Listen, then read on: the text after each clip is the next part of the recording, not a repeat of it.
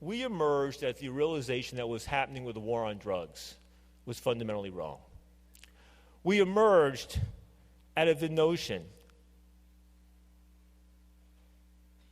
that treating and punishing a human being whose only offense was to possess, use, grow, sell, buy some forbidden substance, that person was morally and criminally equivalent to a human being who took somebody's life, who raped, who performed horrible acts. That's what was said in those days.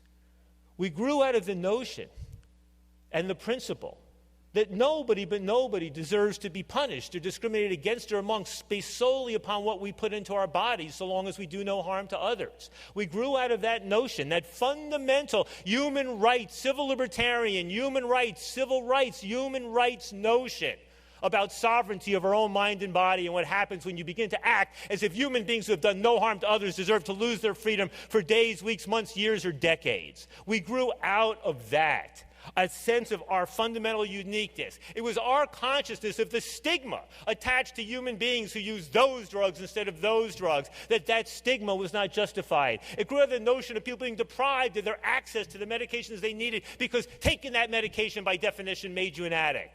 It grew out of the understanding that what American foreign policy was doing to the rest of the world in projecting our abysmal paranoid drug war onto the rest of the world was fundamentally wrong and something for which we as Americans needed to apologize to the rest of the world.